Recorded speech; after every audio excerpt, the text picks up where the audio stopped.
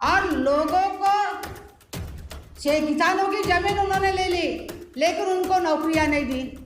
BSNL जो था उनका भी खाजगीकरण किया, रेलवे भी बेच दी, एयरपोर्ट बेच दिया, सभी सरकारी संस्थान आज़ादी के अमृत महोत्सव में बेच दिया। महिलाओं का कोई सम्मान नहीं हुआ।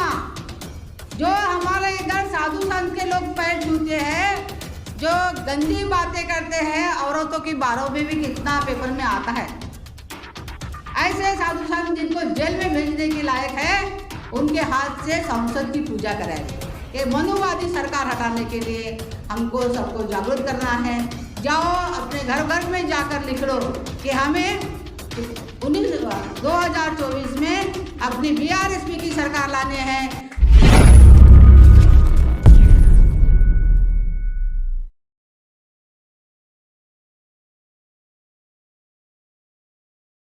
संविधान परिषद के उपलक्ष्य में राजर्षि छत्रपति शाहू जी महाराज, बहुजनों के मसीहा विश्वरत्न डॉक्टर बाबा साहेब अम्बेडकर और बहुजनों को सत्ता पर ले जाने वाले मान्यवर साहब कांशीराम जी, कांशीराम साहब का, बाबा साहब का, शाहू महाराज का कारवा आगे ले जाने वाले बहुजन रिपब्लिकन सोशलिस्ट पार्टी के अध्यक्ष डॉक्टर एडवोकेट मानेसर जी, कार्यक्रम में उपस्थित राजेंद्र पाल गौतम जी, हमारे BRSP के राष्ट्रीय उपाध्यक्ष पृथ्वीराज जी, रमेश जी, पाटिल जी, महेश आर्य जी, पद्माराव,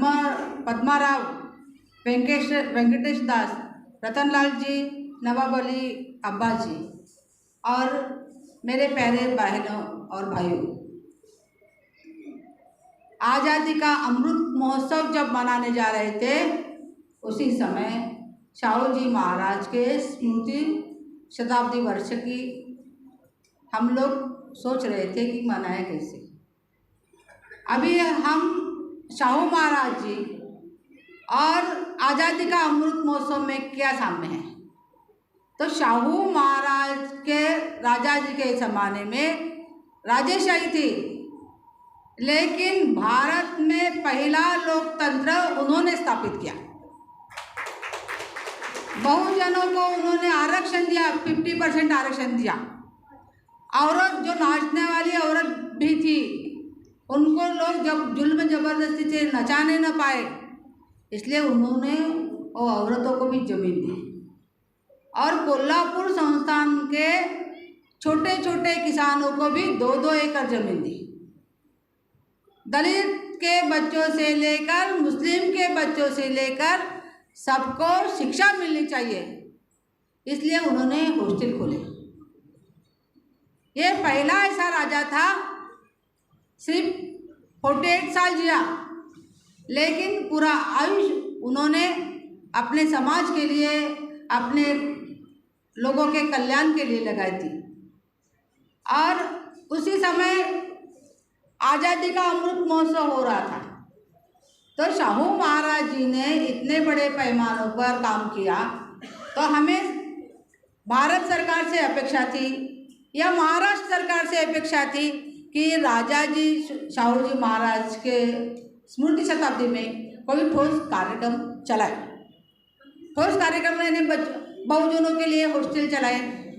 अभी भी OBC चिल्ला रहे हैं कि OBC के लड़कियों को हॉस्टल नहीं है, तो ऐसा कुछ भी कार्यक्रम भारत सरकार ने नहीं किया। और आज़ादी के अमृत महोत्सव में आज़ादी का अमृत जो है वो अदानी अंबानी के झोले में डाल दिया। किसानों की जमीन 6-6 हज़ार एकड़ जमीन अदानी अंबानी को बांट दी। भारत के पूरे एयरपोर्ट एक आदमी को, गौतम अदानी को बांट दिया। और लोगों को किसानों की ज़मीन उन्होंने ले ली, लेकिन उनको नौकरियां नहीं दी। BSNL जो था उनका भी खाजगीकरण किया, रेलवे भी बेच दी, एयरपोर्ट बेच दिया, सभी सरकारी संस्थान आज़ादी के अमृत महोत्सव में बेच दिया। ये भारत के आज़ादी का अमृत महोत्सव है क्या?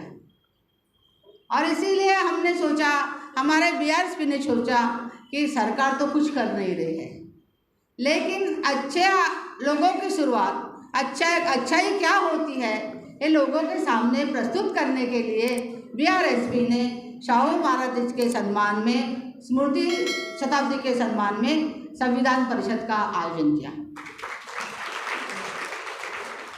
संविधान परिषद के बारे में हम सोचते हैं, चर्चा करते हैं। क्यों चर्चा करते हैं?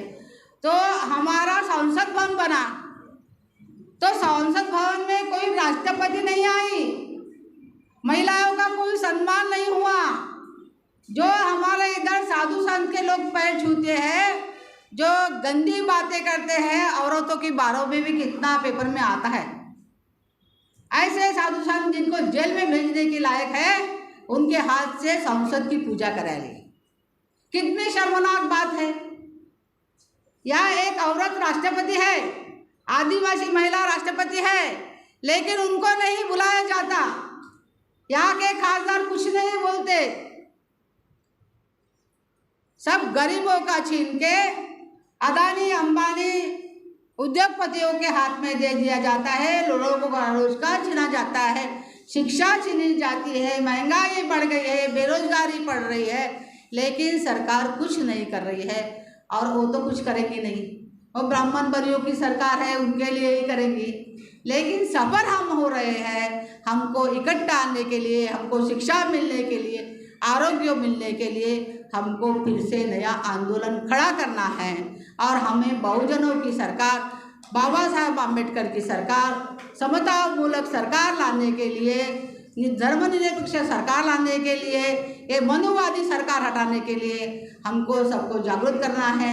जाओ अपने घर घर में जाकर लिख लो कि हमें 2024 में अपनी बीआरएसपी की सरकार लाने हैं, बाबा साहब के विचारों वाली समता मूलक सरकार, जो सबको रोजगार दे सके, आरोग्य दे सके, शिक्षा दे सके। ऐसी रोजगार लाने के, ऐसी सरकार लाने के लिए तुमको तन मन धन से काम करना होगा। अभी हमारे वासुदेव जी मेश्राम ने 10,000 का चेक माने सर को दिया है। आप भी थोड़े थोड़े पैसा और समय हमारे पार्टी को दे, इतनी अपेक्षा करते हुए मैं अपने 2